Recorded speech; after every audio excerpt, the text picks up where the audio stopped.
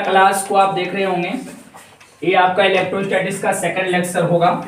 सही विद्यार्थी ध्यान देंगे। फर्स्ट जो लेक्चर था उसमें हम आप लोगों को कूलम्ब लॉ के बारे में कुछ बताया था।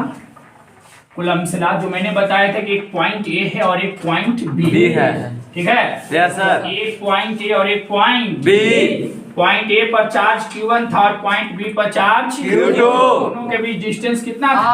R। आपको पता है कि जब दो चार्ज को कुछ डिस्टेंस पे आप रख दोगे तो दोनों चार्ज के बीच में इलेक्ट्रोस्टैटिक्स फोर्स वर्क करेगा। स्थिर वैद्युत की बल, आप इसको स्थिर वैद्युत की बल भी कह सकते हैं, आप इसको कूलम्ब बल भी कह सकते हैं। ये जो कूलम्ब बल है दोनों के परिमाण के गुणनफल के सीधा समानुपाती मैंने बताया था, और यह जो कूलम्ब बल है दोनों के बीच की दूरी के स्क्वायर के व्युत्क्रमानुपाती होगा, और यह समीकरण सेकंड था। ध्यान देना, क्लास टाइम से पहले आने की कोशिश करना, बाद में आते हो क्लास करना। अब दोनों को मैंने मिलाया, समीकरण फर्स्ट तथा क्या सेकंड को मिलाया था, तो मिलाने से हमको ये बना था, याद है आपको? Yes sir. Q1 Q2 बटा R। समानुपाती का साइन हटाया था यहाँ पर से, समानुपाती का साइन हटाया, दिखाई दे रहा है नीचे देखो यहाँ पर। Yes sir. यहाँ पर मैंने K लिखा और Q1 Q2 बटा क्या था R। इस K को आप क्या बोले थे? इस K को बोलते हैं कूलम्ब कांस्टेंट। K होता है चेला कूलम्ब कांस्टेंट, यहाँ से देखिएगा। A होता है कूलम्ब का नियतांक, और K का वैल्यू मैं बताया था 1/4 पाई एप्सिलॉन, लेकिन वो एप्सिलॉन से एप्सिलॉन नॉट कैसे बना था आपको पता है? yes, अब ध्यान से समझिएगा, फॉर्मूला जो पूरा क्लियर जो होगा वो फॉर्मूला देखिए क्या आ जाता है। यहाँ पर जाऊंगा और K का वैल्यू डालूंगा तो फॉर्मूला निकल जाएगा 1/4 pi epsilon not Q1 Q2 बटा R। फॉर्मूला। अब ध्यान से समझिएगा, यहाँ से यहीं तक आप लोग को छोड़े थे, इसके पीछे वाला क्लास में मैं यहां तक ही काम किया था। सही विद्यार्थी ध्यान दें। अब यहां से आपको सोचना है 1/4 पाई जो एप्सिलॉन नॉट है इसको से रिलेटेड आपको क्वेश्चंस करेगा बोर्ड में। ध्यान से समझिएगा। सबसे पहले ये फार्मूला अभी प्रॉपर नहीं था, इसको मैं प्रॉपर करने के लिए इसको वेक्टर फॉर्म में लिखा था, क्योंकि बल एक सदिश राशि है ना। Q1 Q2 बटा R स्क्वायर, और डायरेक्शन के लिए क्या लगाया था? R। और R कैप क्या होता है? आर कैप का फॉर्मूला होता है वेक्टर आर बटा मॉडुलस ऑफ वेक्टर। अगर पढ़े होंगे तो 11th क्लास आपको पता होगा। आर कैप का जो फॉर्मूला होगा वह आर कैप का फॉर्मूला वेक्टर आर बटा में मॉडुलस ऑफ वेक्टर आर होता है। आप पढ़े होंगे, नहीं पढ़े थे तो शायद आप लोग को सही से लेवल नहीं किया। ध्यान देना।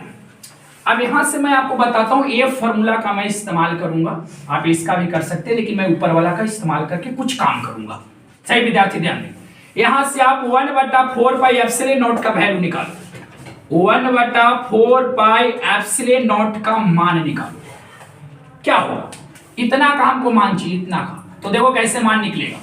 LHS में है, F रहने दो, जो आपका भाग में है वो LHS में जाएगा गुना में, जो गुना में है वो आएगा भाग में। समझ में आ गया? yes, तो याद रखिए ये हो गया फॉर्मूला 1/4 पाई एप्सिलॉन नॉट का।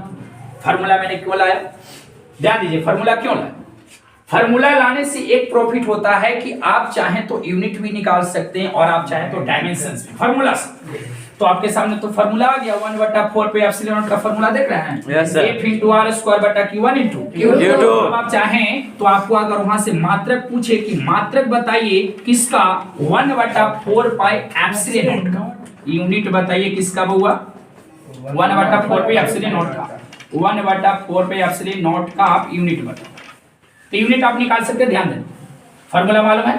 चलो, बल का ऐसा मात्रक क्या होता है? दूरी है ना यार, आर दूरी है, दूरी का ऐसा मात्रक मीटर, लेकिन दो है तो क्या हो जाएगा? बटा 10⁻10। आवेश का ऐसा मात्रक कूलम्ब, दो है तो क्या हो जाएगा? कूलम्ब। मात्रक निकल गया न्यूटन मीटर स्क्वायर प्रति कूलम्ब। बोलो सही है? ये निकल गया इसका यूनिट। हो सकता है आपसे डायमेंशन पूछ दे। क्या पूछ दे? डायमेंशन पूछ दे। जानते हैं कैसे क्वेश्चन करेगा? क्वेश्चन करेगा कि निम्नलिखित में कौन कूलम्ब नियतांक का मात्रक है? कौन कूलम्ब नियतांक का मात्रक है? तो तब पता है कि कूलम्ब नियतांक K को कहते हैं। K का मतलब है इसका मात्रक पूछ रहा है, इसका मात्रक आपके सामने निकल गया सर। आपसे पूछ सकता है कि बताइए कि जो कूलम्ब नियतांक है उसका डायमेंशंस क्या होगा, बीमा क्या होगा। फॉर्मूला पता है, बीमा निकाल लोगे। फॉर्मूला पता है, बीमा निकाल लोगे। ये बल है, बल का बीमा m/L/T/2 ना याद है 11th नहीं पढ़े, गुना 10 के 10। r होता है दूरी, दूरी का बीमा l, 2 होगा तो l² हो जाएगा। आवेश का बीमा at लेकिन 2 है, a² लिख दूं। अब इसी को मैं सीधा कर देता हूं, L3 हो जाएगा, Q हो जाएगा, T के पावर 2 है, यहाँ माइनस में है, जब ये ऊपर जाएगा तो भी माइनस होगा और ये दोनों जुड़ जाएगा तो माइनस में 4। बोलो क्या हो जाएगा, a² की 3 इनवर्स हो जाएगा। बोलो सही है। ये आपका क्या निकला, डायमेंशन। क्या निकला, डायमेंशन। फिर से देखेंगे, जिनको समझ में नहीं आएगा पूछेंगे, ये मत सोचना कि वीडियो चल रहा है, आप पूछ सकते हैं। ध्यान से देखिएगा, मैं आपको बता रहा हूं कि डायमेंशन निकालने के लिए मैं यूज किया फॉर्मूला का। बल का बीमा होता है m/L/T/2 क्रॉस गुना यहाँ पर आपका दूरी है, दूरी का बीमा l होता है लेकिन 2 है तो l²। अब यहाँ पर Q1 Q2 आवेश हो गया ना, बीमा AT, तो AT 2 बार लिखते तो s² आता ही है सर। अब सबको ऊपर भेज दिया, m/L/Q हो जाएगा, गुना करोगे तो 3/2 ऊपर भी जाएगा, 3 से हो जाएगा ना, जुड़ेगा। इतना लो क्वालिटी का कैलकुलेशन कराओगे वीडियो में तो बेइज्जती है मेरे ऑफलाइन स्टूडेंट वालों को, ठीक है। ध्यान दें, यहाँ देख सही आप लोग ना, ये डायमेंशंस निकला। अब आपका जो प्रश्न अगला करेगा वो करेगा कि कूलम्ब जो कांस्टेंट था, कूलम्ब का जो कांस्टेंट मतलब जो K था, K का आप मान बताइए। K का मान बताइए। K का मतलब कुछ 1/4 पाई, मतलब इसका मान पूछ रहा है तो याद करो 9 गुना 10 के पावर, याद कर लो 9 गुना 10 के पावर, 9 गुना 10 के पावर 9। अब अभी भी इन पर ऊपर है, क्योंकि फिजिक्स में कोई भी चीज लिखेंगे तो यूनिट के साथ। इसका यूनिट बताओ बेटा, ऊपर दिखा है ना, न्यूटन मीटर स्क्वायर प्रति कूलम्ब। अब क्लियर हो गया। अगर आपसे कोई बोले कि 1/4 पाई एप्सिलॉन नॉट का वैल्यू बताओ या A का वैल्यू बताओ, A आप बताओ कूलम्ब कांस्टेंट का, तो आपको जवाब देना है 9 गुना 10 के पावर 9 न्यूटन मीटर स्क्वायर प्रति कूलम्ब। बोलो सही है। Yes sir. सब चीज क्लियर कर रहे हैं, ऑब्जेक्टिव कैसे भी क्वेश्चंस कर ले, कूलम्ब कांस्टेंट का मान पूछ ले, कूलम्ब कांस्टेंट का डायमेंशंस पूछ ले, कूलम्ब कांस्टेंट का यूनिट पूछ ले, सब आपके सामने है। एक सुंदर सा नोट बनाने ला सब विद्यार्थी। ये वाला पार्ट को मैं डिलीट करता हूं बिकॉज ये पार्ट आप लिख चुके हैं, ध्यान देना। चलिए सभी विद्यार्थी ध्यान देना, यहां पर मैं आगे बढ़ाता हूं। एक फार्मूला मैं आप लोगों को बता रहा हूं कि आप लोग याद है, यहां पर है ना, एप्सिलॉन R बराबर मतलब रिलेटिव परमिटिविटी बराबर एप्सिलॉन बटा एप्सिलॉन। ध्यान देना ध्यान देना ध्यान देना ध्यान देना, देखो क्या होगा। सही विद्यार्थी ध्यान देंगे। चला अब आपका अगला क्वेश्चन करेगा आकाश का परावैधुता, आकाश का परावैधुता, आकाश का परावैधुता मतलब परमिटिविटी ऑफ फ्री स्पेस। इसी को बोलते हैं निर्वात का परावैधुता, निर्वात का परावैधुता। आकाश का परावैधुता बोले या निर्वात की परावैधुता बोले, बात एक ही है, एप्सिलॉन नॉट। बात एक ही है, एप्सिलॉन नॉट। मुझे आकाश की परावैधुता तो समझ जाना कि एप्सिलॉन नॉट की बात खींचा चल रहा है। निर्वात की परावैधुता पूछे तो उसके बाद खींचा सर, तो यहां से एप्सिलॉन नॉट की बात समझना, ठीक है। तो आपसे प्रश्न कर देगा, वहां पे क्वेश्चन दाग देगा कि बताइए आकाश का जो परावैधुता होता है मतलब एप्सिलॉन नॉट, उसका क्या यूनिट होगा, उसका क्या डायमेंशन होगा, मात्रक बताइए और उसका बीमा बताइए और उसका वैल्यू बताइए। एकदम मोस्ट इंपॉर्टेंट ऑब्जेक्टिव क्वेश्चंस। आज की क्लास शानदार होने वाला है, क्या चिपरी भी थोप। ध्यान देना, बात को समझिए थोड़ा सा। एप्सिलॉन नॉट का हम यूनिट निकालना चाहते हैं। क्या निकालना चाहते हैं? यूनिट। उससे पहले फार्मूला चाहिए ना सर। एकदम फार्मूला यहां से निकालो ना बाबू, ये देखो फार्मूला यहां से निकलेगा, एकदम दोनों तरफ से उलट देंगे तब 4 पाई एप्सिलॉन नॉट ऊपर गया एक रो उलटो Q1 Q2 बटा क्या होगा F R square. Yes sir. अब हमरा तो एकर वैल्यू चाहिए तो 4 पाई लटका दो। हो गया बाबू। Yes sir. एप्सिलॉन नॉट का सूत्र रे पुत्र Q1 Q2 बटा F R square into 4 pi हो गया। Yes sir. अब मात्रक भी निकल जाएगा, क्योंकि मात्रक तो निकलता है जब फार्मूला मालूम रहता है। फार्मूला पता करिए ले ली बाबू रे। आवेश है आवेश है आवेश का बीमा 80 2 स्क्वायर कर दो हो गया। Yes sir. बल का बीमा बोलो, सॉरी बीमा नहीं यूनिट बता रहे तो बल का बीमा आदि यूनिट क्या होगा, दूरी का क्या होगा मीटर के वो दो ना। Yes sir. ये 4 पाई आपका कांस्टेंट है, कोई यूनिट नहीं। 4 पाई आपका क्या है कांस्टेंट, कोई यूनिट नहीं। तो इसको मैं ऐसे लिख दूंगा a स्क्वायर। सॉरी ये गलत किया, आप लोग का ध्यान कहाँ है। चलिए बहुत बढ़िया, आप लोग का ध्यान था इसलिए आप लोग को ध्यान को मैं शुक्रगुजार हूँ। चलिए ये आवेश से आवेश का जो आपका यूनिट होता है कूलम होता है, तो कूलम स्क्वायर हो जाएगा। ये अभी यूनिट पर काम करे आप लोग से क्षमा चाहते हैं जो बेचारे यूट्यूब पे लगे हुए हैं। चलिए ये कूलम स्क्वायर हो गया। बल का हो जाएगा न्यूटन, दूरी का हो जाएगा मीटर स्क्वायर, इसका तो कोई यूनिट होगा नहीं। तो हो गया कूलम स्क्वायर न्यूटन इनवर्स 1 ऊपर जाएगा ना मीटर इनवर्स 2। मतलब इसका उल्टा देखो ना, इसका उल्टा ये होगा एप्सिलॉन नॉट का। जो आपको मैंने बताया जो कूलम कांस्टेंट का जो यूनिट बताया ना, उस यूनिट को यहाँ उलट दोगे। देखो बताओ इधर आओ तो थोड़ा सा, न्यूटन मीटर स्क्वायर बटा कूलम स्क्वायर, ये किसका यूनिट था कूलम कांस्टेंट का। उलट देंगे तो उलटेंगे तो देखो क्या हो जाएगा c स्क्वायर बटा न्यूटन मीटर के स्क्वायर। ये वाला चीज मैंने बता रहे हैं, उसका ऑपोजिट है। देखो सही विद्यार्थी ध्यान देंगे, देखो है ये हो गया एप्सिलॉन नॉट का मात्रक। किसका मात्रक हो गया। सबसे बड़ी चीज मैं आपको बता रहा हूं, ध्यान देना, इसमें हम कुछ छेड़छाड़ करेंगे, कुछ वैक्सिंग करेंगे, तंग करेंगे। इसको c स्क्वायर है, न्यूटन इनवर्स 1 है, मीटर इनवर्स 2 को मैं ऐसे लिखूंगा। इतना को आप फराडे याद रखिए, इतना को आप क्या रखिए फराडे। तो आ गया नया मात्रक फराडे मीटर इनवर्स 1। तो आप याद रखिए, अगर कोई पूछे कि फराडे मीटर इनवर्स 1 किसका यूनिट है, तो आकाश की परावैद्युता का, आकाश की परमिटिविटी ऑफ वेक्टर, उसका यूनिट हो गया। चलिए यूनिट तक आप लोग क्लियर हो गए। अब आपको मैं बताता हूं डायमेंशन। क्या बता रहा हूं डायमेंशन, जिसको आप क्या बोलते हो बीमा। तो बीमा क्या होगा, बीमा भी निकालना है तो फार्मूला तो पता होना चाहिए ना सर। Yes sir. फार्मूला तो पता है, Q1 Q2 बटा F R स्क्वायर इनटू 4 पाई। सही है। Yes sir. चलो आवेश का बीमा 8 थी तो 2 को हो जाएगा तो a स्क्वायर बटा बल का बीमा बताओ a 3 वर्स 2। अभी तक बल का बीमा जिसको नहीं याद हुआ वो 12 से रिजाइन मार के 8 में ही नाम लिखा ले, ठीक ना। और 8 लाइक सही, a में 3 वर्स 2 हो गया। और दूरी का बीमा क्या होता है a स्क्वायर होता है हो जाएगा। अरे एकर बीमा के उल्टा एकर बीमा, सब तो उल्टे चले जाएंगे, ध्यान देना। तो हो जाएगा आपका क्या बाबू रे, चलो कैलकुलेशन कर लो। तो a स्क्वायर और e जाएगा ऊपर तो पावर में 4 होगा l इन q हो जाता है ऊपर जाएगा तो माइनस में और a में इनवर्स 1। क्या हो गया आपका डायमेंशन। यहाँ तक दिखाई दे रहा, थोड़ा सा कॉपरेट करेंगे आप, कैमरा में फोकस करेंगे। एप्सिलॉन नॉट का आपको वैल्यू पूछेगा, एप्सिलॉन नॉट का क्या पूछेगा वैल्यू। क्या होता है वैल्यू, करंट जो बाबू रे 8.854 गुणे 10 के पावर माइनस 12, 8.854 गुणे 10 के पावर माइनस 12 यूनिट चिपका दीजिए। ये भी यूनिट दे सकते, ये भी दे सकते, लेकिन आपका बुक में रहेगा फराडे मीटर इनवर्स 1।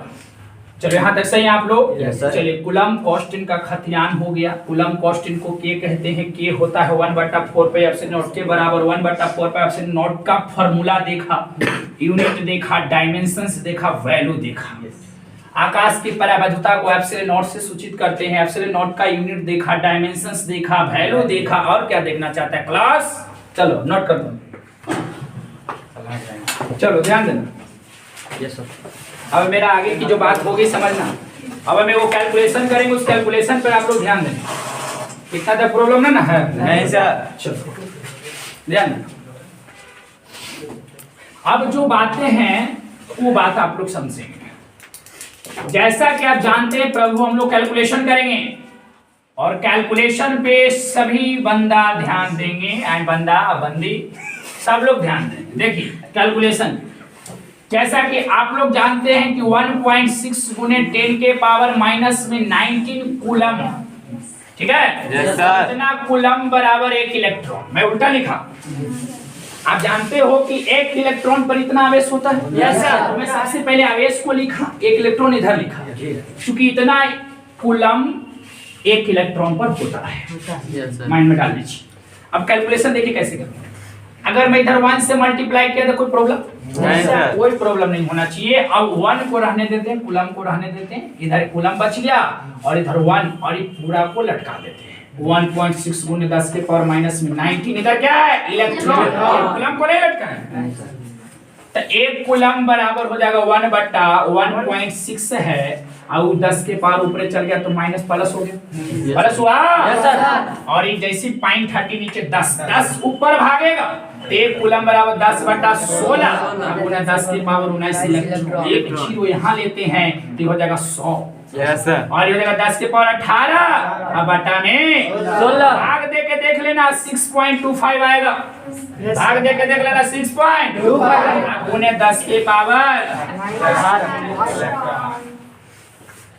एकदम जितना भी मार ले कम पड़ जाए, ठीक ना। ध्यान दे बाबू, 1 कूलम बराबर 6.25 गुने 10 के पावर 18 इलेक्ट्रॉन। समझना, 1 इलेक्ट्रॉन पर इतना आवेश तो 1 कूलम बराबर इतना इलेक्ट्रॉन। मतलब का भेले इतना इलेक्ट्रॉन जब मिलेगा ना बउआ तो 1 कूलम आवेश का निर्माण होगा। इतना इलेक्ट्रॉन मिलेगा ना तो 1 कूलम आवेश का निर्माण होगा। अब देखो क्वेश्चन एक से कैसे करेगा, सभी विद्यार्थी ध्यान देंगे। मान लेते हैं कि ये मेरा कोई वस्तु है, क्या है वस्तु, और आपसे प्रश्न कर देगा कि वस्तु अनावेशित है। अनावेशित मतलब कोई चार्ज नहीं है, इस पर कोई चार्ज नहीं है। अब हम चाह रहे हैं कि इससे इस पर 1 कूलम आवेश आ जाए। समझिएगा, वही वस्तु को सेम इधर मैं ड्रा करता हूं। सही बंदा ध्यान देंगे बाबू रे। ये आपका वस्तु है, वस्तु बोले तो ऑब्जेक्ट, ये भी ऑब्जेक्ट है। मैं चाह रहा हूं कि इस पर 1 कूलम आवेश आए। मैं भी चाह रहा हूं कि इस पर 1 कूलम आवेश आए। 1 कूलम आवेश लाने के लिए आपको 2 आइडिया है, क्योंकि 1 कूलम आवेश बनता कितना इलेक्ट्रॉन से, इतना इलेक्ट्रॉन को 6.25 गुने 10 के पावर 18 वो इलेक्ट्रॉन से बनेगा 1 कूलम। तो आपको तो पता है ना कि जब 2 पदार्थ को आपस में रगड़ा जाता है तो इलेक्ट्रॉन का ट्रांसफर होता है। Yes, sir. एक मैटर से दूसरे मैटर में। जैसे आपको पता है कि कांच की छड़ को रेशम के कपड़ा से मैं रगड़ा था लेक्चर नंबर 1 में, तो आपको पता है कि कांच की छड़ से कुछ इलेक्ट्रॉन निकल के कहां गया, रेशम के कपड़ा पर गया। Yes, sir. इलेक्ट्रॉन गया।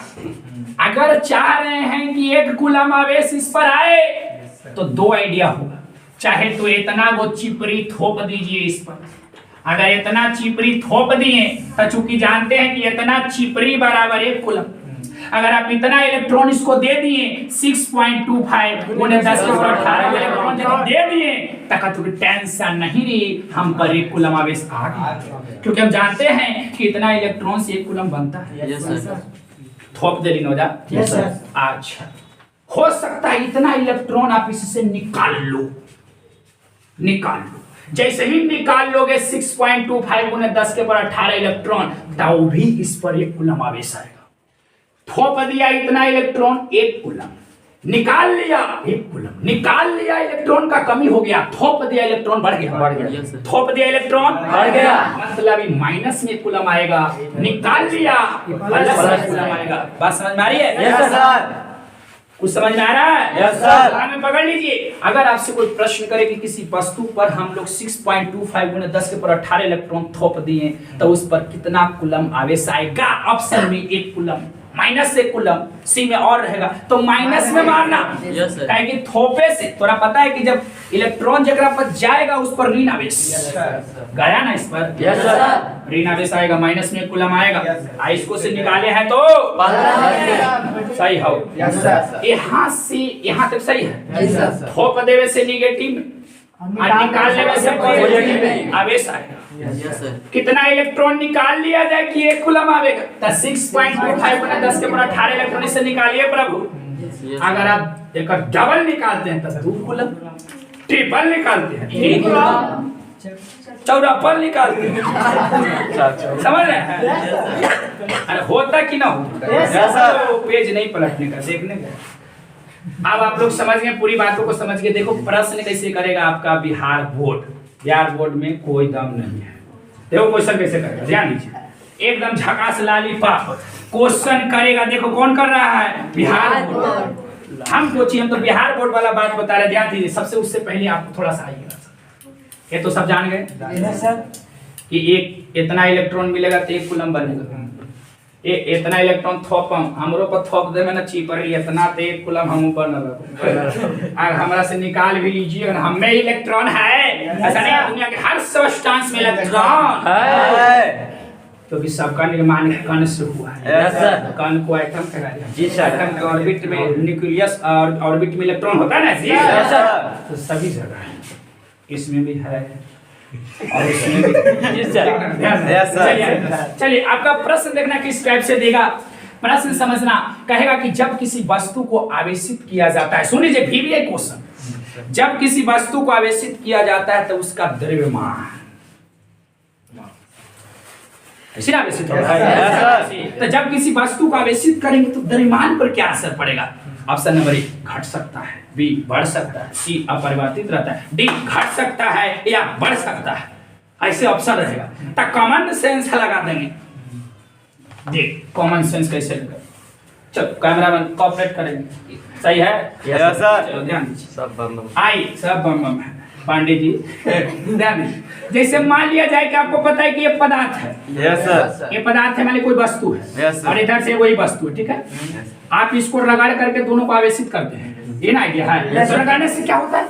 मान लीजिए कि इस पर से इलेक्ट्रॉन इस पर चला गया, इलेक्ट्रॉन चला गया ना जी। Yes sir. एक के इलेक्ट्रॉन के लिए मान लेते कि एक के इलेक्ट्रॉन इससे उस पर गया, तो ये तो हो गया धनावेशी। ये क्या हो गया? और ये हो गया ऋणावेशी। तो आप लोग जानते क्या हुआ? इसका द्रव्यमान घट गया और इसका द्रव्यमान बढ़ गया, कि एकरा में से इलेक्ट्रॉन निकल गया। और एक इलेक्ट्रॉन का कुछ मास तो होता ना है। देखो उदाहरण दी बात, मान लीजिए हम घर में ही घर 50 से हम कमाते हैं, घर में बाबूजी से 32 हो गया, घर छोड़ दिए। अब घर छोड़ दिली, बाबू कहते जो रे जो देख ले बाबू तोरा नियर के 2 बेटा जन्म ले। ठीक है कोई दिक्कत नहीं, हम जाई थी चल गेली, खाली हम ना गेली 50 साल और के 50 साल और के हमरा तू सोचला 50 साल के गेला सु सोचा बेटवा तो 2 आइए लेकिन पैसा ना आवा। इसीलिए हम देखिए इलेक्ट्रॉन नहीं गया, कुछ मासवो लेकर के गया। इसका मास कमेगा, क्योंकि आप जानते हैं कि एक इलेक्ट्रॉन का मास 9.11 गुने 10 के पावर -31 kg होता है। कल जब हम पढ़ा रहे थे किंजर परांस पर, एक लड़की बोली कि सर मास तो निगेटिव है। हालांकि ससुरी मास कभी भी निगेटिव नहीं होता, क्योंकि मैं इसको ऐसे लिख सकता हूँ, आप लोगों को भी लग रहा हूँ निगेटिव है। 9.11 गुना 1/10 के पावर 31 kg लिख सकता हूँ। मतलब का पॉजिटिव मास पॉजिटिव होता है। अब अगर एक इलेक्ट्रॉन इससे गया, मतलब इतना मास खाली हो गया इसका, तो एक द्रव्यमान घटा के बढ़ा, घट गया, एक द्रव्यमान बढ़ गया। तो सवाल सुनिए, सवाल आपका क्या था? अगर आपका सवाल ऐसे कहता कि धनावेशित करना है तब घटेगा मास, ऋणावेशित कहता बढ़ेगा। ना धनावेशित बोला ना ऋणावेशित बोला, सिर्फ आवेशित बोला। घट भी सकता है और बढ़ भी सकता है। मार दे भी। Yes sir. इसने क्वेश्चन मिलता हूँ कि यदि किसी वस्तु को आवेशित किया जाए तो उसका द्रव्यमान होगा, घटता ही धनावेशित का में तक घटता हो, अगर ऋणावेशित का में तक समझ गए। कैमरामैन कोऑपरेट करें। चलो स्टार्ट, ध्यान देना। बता दिए कि कितना थोपे से कितना कूलम आएगा और कितना बाहर आ देंगे तो कितना होगा, मास पर कितना प्रभाव पड़ेगा, सब बता दिए ना। चलिए अब ध्यान देना, आपको सी अगला बात हम बता रहे हैं। जितना भी मार ले कम पड़ जाए तो आवेश संरक्षण का सिद्धांत, आवेश संरक्षण का सिद्धांत क्या होता है, ध्यान देना। Principle of conservative of charge. याद रहे जो विद्यार्थी यूट्यूब पर हैं पूरा न्यूमेरिकल इस प्रकार किया जाएगा बाबू। न्यूमेरिकल पूर्ण रूप से पूरा डिटेल्स में 4 प्रकाशन से न्यूमेरिकल हम करवा देंगे। जितना भी न्यूमेरिकल हो, डिप में हो, जैसा भी न्यूमेरिकल हो आप लोग को मिलेगा। न्यूमेरिकल बहुत अच्छा से मिलेगा। आपको मैं बता दूं कि जब बिहार बोर्ड ने 17 में एग्जाम लिया था और 18 में, तो एग्जाम में गांव के गांव फेल हुआ था। कारण था कि उसमें न्यूमेरिकल दिया गया था उस टाइम, और जितने भी टीचर हैं वो सब पढ़ाते थ्योरेटिकल पढ़ाई, थ्योरेटिकल पढ़ाते हैं। कुछ बोका दास करमचंद गांधी स्टूडेंट थ्योरेटिकल को ही पसंद करते हैं, क्योंकि उसको पढ़ना विद्यार्थी को बहुत कम के है। विद्यार्थी सीधे कहते हैं कि ऐसा दीजिए कि लड़ जाए। अगर वो इतना हमारा कांटेक्ट रहते ना बेटा, तो हम साल भर ना यहाँ पर मेहनत करते हैं, बोर्ड पे पर लगा देते, सेंटर के बाहर है। अल्लाह 1000 रुपया ले जो क्वेश्चन हो गए, एक क्वेश्चन का 1000 ले लेती है, 60-70 को क्वेश्चन है, समझते हैं जी सर। कौन है वैसा रहता, कंफर्म हो जाता है। बात करता है वैसा जो अगर मान लीजिए वैसा विद्यार्थी आप हैं जो VVI चाहते हैं, वो सबसे बड़ा हमारा दुश्मन होगा। कहते VVI दीजिए, मुंह देख लें अपन शीशा में देख क्या होगा VVI दे। जी सर। तो सबसे पहले न्यूमेरिकल थ्योरेटिकल तो हो रहा है, अभी तक जो पढ़ाई हम करवा रहे हैं आप लोग को वो थ्योरेटिकल करवा रहे हैं, वो थ्योरी दे रहे हैं आपको, और फिर आपके बाद न्यूमेरिकल मिलेगा। आपको 23 नंबर लाना होता है फिजिक्स में बेटा, अगर 23 से नीचे लाए तो फेल हो जाएगा। Yes sir. 23 से नीचे लाएगा तो फेल हो जाएगा। कई विद्यार्थी से जो थ्योरी में 4-5 नंबर हम देख लिए थे, काश पीठ पर उसको हम थपथपाएं दूंगा। आप जैसे विद्यार्थी को भारत में खोज है, समझे। 4 नंबर थ्योरी में है, पुलिस के बस के बात हुआ था 4 नंबर बहुत है ना। थ्योरी में क्या नंबर चाहिए? 23 नंबर। क्या नंबर लाया हो? 12 नंबर। मैंने भारत के चौथा आदमी है। चौथा प्रधानमंत्री। हाँ, 4 तो प्रधानमंत्री हो। अब हम आप लोग बता दें, अब इस संरक्षण का सिद्धांत क्या है। ये 2 नंबर का क्वेश्चन हो जाता है। कितने नंबर का? 2 नंबर का क्वेश्चन है। याद रहे सही विद्यार्थी को मैं बता रहा हूँ। 3 फरवरी को एग्जाम है इंटरमीडिएट का, और वो भी फिजिक्स वाला। 1 महीना लमसम आपको फुल टाइम मिलेगा। 1 महीना में इलेक्ट्रोस्टैटिक्स कहाँ रहेगा पता नहीं, खाता में इलेक्ट्रोस्टैटिक्स करंट पे मार देंगे एंट्री। आप अगर स्कॉलर मिले ऑफर तो छोड़ना नहीं है, बैठ जाना है, क्योंकि जो स्कॉलर खोज रहा है उससे आप बेटर नंबर लाए। जबकि जब वो पढ़वे करता था स्कॉलर खोजता यार। हमारा एक बाबू एक का पॉइंट 7-8 नंबर की पूछता है, तो 8 दूनी 16, 8 दूनी 16 नंबर। आप बाकी तो नहीं, कितना दिमाग है कि आप कर लोगे, तो हो गई 23, पास हो गए। आप फेलो हो जाए तक आओ खा। और अपना आदमी को स्कॉलर कभी नहीं बैठना, अपना आदमी को कभी पास ही मत करना, अपना आदमी को कभी भलाई मत करना। अपना पैसा लगे सपना दिखा दे, हम बैठे अपना आदमी का स्कॉलर, पैसा मांगो में न बनता है, अच्छा सूरत देवो न करता है बिना मांगे। ये क्या बात है, पैसा दीजिए तो नहीं। और वही दूसरा कोई के एडमिट कार्ड में जब्त कर लेते हैं। बताते हैं तोरे गांव के रापुरा के हम एक बार स्कॉलर बैठे थे। अब स्कॉलर बैठे उसी में पैसे न दिया, एडमिट कार्ड आज तक हमरे भी रहा, एडमिट कार्डो नहीं ले गया। कोई बोलता है कि एडमिट कार्ड निकल जाता है स्कूल से, हो सकता है निकल गया, उस समय बैठ जाते थे क्यों गड़वा हम खड़े रखे हो। Yes sir. 19 की बात है कि शायद ऐसा तो विद्यार्थी होता है। आवेश संरक्षण का क्या है? ये 2 नंबर का है। क्या नंबर का है? 2 नंबर का। अधिक कैसे क्वेश्चन करें? आवेश संरक्षण का सिद्धांत का क्या अर्थ है? एकदम याद से लिखना। सुनो ध्यान, कि कांच की छड़ था, कांच की क्या था? छड़। आई रेशम की कपड़ा। ये है क्लोथ ऑफ सिल्क, मतलब रेशम की कपड़ा। And this is rod of glass, मतलब कांच की। इलेक्ट्रॉन इस पर से गया था, पूरा करने के बाद गया था। अभी बात की पहले की बात कर, ये न्यूट्रल था। न्यूट्रल मतलब इस पर चार्ज कितना था? चार्ज इस पर 0 था ना, इस पर चार्ज 0 था। रगड़ने से पहले इस पर भी चार्ज 0 था। अगर 0 + 0 टोटल चार्ज कितना होगा? 0। टोटल चार्ज रगड़ने से पहले 0। रगड़ने से 1 इलेक्ट्रॉन मान लीजिए गया, 1 इलेक्ट्रॉन गया इस पर। 1 इलेक्ट्रॉन पर कितना आवेश होता है? 1.6 × 10⁻⁻⁻ में, मतलब 1 इलेक्ट्रॉन उस पर गया, मतलब उस पर आगे इतना माइनस में, और इस पर आगे इतना प्लस में, इस पर आ जाएगा प्लस में।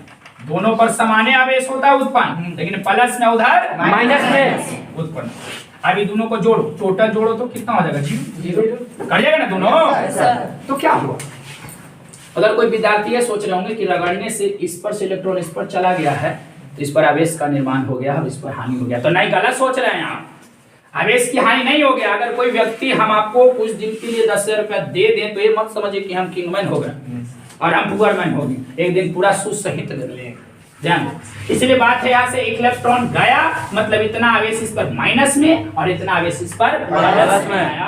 अगर अभी भी जोड़ेंगे ना तो टोटल आवेश कितना है? जीरो। रगड़ने से पहले भी टोटल आवेश कितना था? जीरो। क्या आवेश का निर्माण हुआ? नहीं। आवेश का नष्ट हुआ? नहीं। तो आवेश संरक्षण के सिद्धांत का मतलब आपको वहां पर पूछे तो बताना है कि आवेश संरक्षण का सिद्धांत का तात्पर्य होता है कि आवेश को नहीं तो आप नष्ट कर सकते हैं और नहीं आप उसको निर्माण कर सकते हैं, सिर्फ आवेश का पूर्ण वितरण होता है। सिर्फ आवेश का क्या होता है? पूर्ण वितरण। ध्यान देना, ऐसे ही लिखाता है, ज्यादा ओवर बनने की कोशिश मत करना, हमारे सही लिखा है। तो आवेश का सिर्फ क्या होता है? पूर्ण वितरण। रीडिस्ट्रीब्यूशन होता है, मतलब एक बॉडी से दूसरी बॉडी पर आप भेज सकते हैं चार्ज को, लेकिन चार्ज को आप चाहेंगे कि खत्म कर दें या कहीं से निर्माण कर देते, पॉसिबल नहीं है, इसका मतलब। तो जहां आपको वहां पर प्रश्न मिले कि आवेश संरक्षण के सिद्धांत का मतलब क्या होता है, तो आपको लिखना इसका तात्पर्य यही होता है कि आवेश को नहीं तो आप नष्ट कर सकते और नहीं इसका निर्माण कर सकते हैं, सिर्फ आवेश का पूर्ण वितरण करना है। इतना लिख देना है, पूर्ण विराम दे देना है, 2 नंबर नहीं मिलेगा, 1 नंबर मिलेगा। वहां पर आपको क्या करना है? एग्जाम्पल देना होगा। क्या देना होगा? एग्जाम्पल जरूर दीजिएगा। कोई विद्यार्थी कोढ़िया टाइप के होता है, ससुरा कम लिखेगा, अच्छा नंबर आ जाए, लिखना ये बोना से नंबर चाहिए कि झोला से, सॉरी झोला से लिखा बोना से लगा नंबर। आप लोग बहुत ज्यादा याद रखना, राइटिंग के साथ साथ भाषा के साथ साथ वहां पर सब चीज का ख्याल रखा जाता है ना। तो हमरा भी अगर चेकअप करे तो मिल गया तो हम बता देते हैं कि निमन निमन हीरो के भी नीचे 0 मिला दीजिए। सब चेक करते हैं हम, कॉपी जहां चेक करें हम लाल से तो कॉपी का रंग दो, इतना अंडरग्राउंड करते हैं, यहाँ पर गलत है, यहाँ पर गलत है, ये गलत है, इसे गलत है। और वो सब तो काम नहीं है, जो बिहार बोर्ड में कॉपी चेक करने आते हैं वो सब तो कहने नहीं, वो सबके कॉपी पर पैसा मिलता है। एकदम जितने ज्यादा चेक करेगा उतने ज्यादा उसको रुपया बन रहा है, तो मार धर के हड़ा ले ले बना नहीं ना। Yes sir. अगर चेक करे बारीकी से ना तो 16 लाख में विद्यार्थी में 14 लाख फेले रहते हैं, 2 लाख पास होती बढ़िया, 2 लाख में 10,000 पास होती फर्स्ट से, बाकी से फेल। अब वो 10,000 में से हमारे भी 2-4 हजार पास हुआ अगर हो तो, बाकी सब चलो आओ देखो, ये आवेश की संरक्षण का सिद्धांत समझ के एग्जांपल जानते हैं, कौन देना है? एग्जांपल देना है कि जब कांच की छड़ को रेशम की कपड़ा से रगड़ा जाता है तो जितना धनावेश कांच की छड़ पर उत्पन्न होता है उतना ही ऋणावेश रेशम की कपड़ा पर उत्पन्न होता है। पूर्ण विराम। रगड़ने से पहले भी कुल आवेश शून्य था और रगड़ने के बाद भी कुल आवेश शून्य हो गया। अब 2 नंबर मिलेगा। क्या नंबर मिलेगा? 2 नंबर। चल पॉज करो। चलो अभी कहाँ से हो गया? चलिए हो गया बाबू। Yes sir. ध्यान देना, अब विद्यार्थी ध्यान देंगे। आवेश संरक्षण का सिद्धांत 2 नंबर कंप्लीट हुआ। कहीं से भी कितना भी क्वेश्चन पूछ सकता है, और नॉलेज के लिए पढ़ो, नंबर लाने के लिए ना पढ़ो, समझे? नंबर का कोई काम ना करते हो, ताकि हम 400 प्लस वाला भी ट्रैक्टर को बालू ढोबे देते हैं। क्वेश्चन देखना अगला जो हेडिंग है, आवेश का क्वांटिमीकरण। आवेश का क्वांटिमीकरण ये भी इंपॉर्टेंट हो जाता है। Quantisation of charge. आवेश का क्वांटिमीकरण का क्या अर्थ है? सभी बाबू रे ध्यान देना, बंदा एंड बंदा को भी। ये हो गया माइनस इंफिनिटी, क्या हो गया? प्लस इंफिनिटी, बीच में 0 हो गया। Yes sir. इस संख्या रेखा है, संख्या रेखा की मूल बिंदु है, मूल बिंदु से लेफ्ट चलिए नेगेटिव नंबर होता है, राइट चलिए ऑन है ना? Yes sir. जानते क्या होता है? कहते हैं भागते रह जाता है, देखते कि नहीं हुआ ना हो है, ऐसे पूरा एनर्जी लॉस हुआ। Yes sir. अब जे पीछे बैठा रहता है कैमरामैन में, उसको एनर्जी हम डाउन करेंगे। नहीं सर, वो चल तो मारते रहे यार। ठीक है ना? ध्यान, एनर्जी ऐसी डाउन मत करवाना। देखो नेगेटिव और ऊपर क्या है? पॉजिटिव है। अगर इधर मैं 1 लिखूं, 2 लिखूं, 3, 4, इधर -1 -2 -3, तो याद रखना 0 और 1 के बीच में बहुत सारे नंबर है। 1 के बाद 1.5 भी होता, 1.25 भी होता, लेकिन मैं नहीं लिख रहा हूँ। इसका मतलब सब पूर्णांक को लिखा है। इसको लिखा ये हो गया धनात्मक पूर्णांक i प्लस ये हो गया i माइनस, ठीक है, ये पूर्णांक हो गया। Yes sir. सिमिलरली आप याद रखिएगा, मैं बता रहा हूं कॉन्सेप्ट समझना, आवेश का क्वांटिमीकरण का क्या अर्थ है। मूल आवेश, कौन आवेश से ना, मूल आवेश। मूल आवेश का सिंबल ई है, फंडामेंटल चार्ज का सिंबल ई है, और ई का वैल्यू 1.6 गुने 10 के पावर माइनस 19 कूलम। याद रखिए, मूल आवेश मतलब फंडामेंटल चार्ज, फंडामेंटल चार्ज का सिंबल ई है, और ई का वैल्यू 1.6 गुना 10 के पावर माइनस में 19 कूलम। अगर मैं किसी विद्यार्थी को बोलूं कि बाबू रे 5 का गुणज बताओ, पहाड़ा पढ़ना शुरू कर देना है। 5 एकम 5, 5 गुना 10, 5 किया 15, मैंने 1 से गुना किया, 2 से गुना किया, 3 से किया, 4 से किया, ठीक है। ये तो पॉजिटिव गुणज है। 5 में -1 से गुना कर सकते हैं, तो -5, -2 से करेंगे -10, हो रहा है ना। उसी प्रकार से ध्यान देना क्या होगा, आपसे अगर कोई कहे, यहां से देखना क्या मतलब मैं बता रहा हूं, अगर कोई कहे क्वेश्चन दाग दे कि बताओ जानते हो खुशी की बात है कि एक वस्तु है जिसको मैं रगड़ा किसी दूसरे वस्तु से, रगड़ा किसी दूसरे वस्तु से, रगड़ दिया मतलब घर्षण किया, तो रगड़ने से जानते हो खुशी की बात है कि इस पर आवेश आ गया 3.3 गुनी 10 के पावर माइनस में 19 कूलम। तो हमें कहना कि खुशी की बात नहीं, ये गम की बात है, खुशी की बात है, गम की बात है। आवेश का मान कभी भी असंभव नहीं है, आवेश का मान ऐसा हो ही नहीं सकता है। तो ध्यान देना, आवेश का मान क्या हो सकता है, मैं वही बात बता रहा हूँ। आवेश का मान पॉसिबल नहीं है, आवेश का मान वही होगा जो इसका गुणज होगा, जो इसका गुणज होगा। अब एकरा में देखो, ध्यान देना, 1.6 गुने 10 के पावर माइनस 19 कूलम ये मूल आवेश है। एकरे में गुणज करेंगे, 1 से गुना करेंगे तो यही निकल जाएगा, ये निकल जाएगा ना, आवेश का मान हो सकता है। एकरा में 2 से गुना करते तो 16 दूनी 32, सात रहना 3.2 गुना 10 के पावर माइनस 19, 3 से मल्टीप्लाई करोगे इसमें तो 16 × 48 होगा। अगर आप निगेटिव उठा कर गुना करते तो इसका साइन क्या नेगेटिव होता जी। इसका मतलब जो इसका मल्टीपल है, जो इसका गुणज है वही आवेश का मान होगा, जो इसका गुणज नहीं है वो आवेश का मान नहीं होगा। 16 का पहाड़ा खत्म कर देंगे, लेकिन ये ना, इसका मतलब ये गुणज नहीं है, अगर गुणज नहीं है तो क्या आवेश का मान होगा, नहीं, ये आवेश का मान पॉसिबल नहीं है। तो समझिए आवेश का मान कौन होगा, आवेश का मान वही होगा जो ई का पूर्णांक गुणज होगा, ई का गुणज होगा। ई का गुणज कौन है, n है, और n के जगह पर रहेगा इंटीजर नंबर, n के जगह पर क्या रहेगा, इंटीजर नंबर। याद रखिए, अगर आपसे प्रश्न करे कि बताओ आवेश का मान ये संभव है, तो कहना कि जी नहीं सर, इसका कोई अस्तित्व नहीं है। क्यों नहीं है, क्योंकि 1.6 गुना 10 के पावर माइनस 19 कूलम अर्थात ई का गुणज नहीं है। जब गुणज नहीं है तो ये आवेश का मान हो ही नहीं सकता। बोलो, समझ रहा है, ये आवेश का मान पॉसिबल नहीं है। जैसे वहां पर आपको प्रश्न करे कि आवेश का क्वांटमीकरण का अर्थ बताइए, तो बोलना इसका तात्पर्य यह होता है कि आवेश का मान हमेशा ई का पूर्णांक गुणज होता है। एकदम लिख लीजिए, ऐसा ही लिखना है। आवेश का क्वांटमीकरण का तात्पर्य होता है कि आवेश का मान हमेशा ई के पूर्णांक गुणज होता है। अब गोल मटोल नीचे अर्थात करके लिख लेंगे कि Q बराबर AD, Q बराबर AD, जहां n बराबर क्या हो जाएगा, n बिलोंग्स टू इंटीजर्स। ये हो गया आवेश का क्वांटमीकरण का मीनिंग। तो क्वांटीकरण पूछे समझिएगा, क्वांटमीकरण से रिलेटेड भी प्रश्न आएगा। 4 गो ऑप्शन दे रहे हैं, जगह में 3 गो रहेगा आवेश का मान, 1 गो आवेश का मान नहीं रहेगा। कहेगा कि निम्नलिखित में किसका अस्तित्व नहीं है, तो देखेंगे ससुरा कौन गुणज ना है, और जो नहीं है उसको मैं हड़ाक से मार दूंगा, ठीक ना। चलो ठीक है, बाबू ये पाउस करना।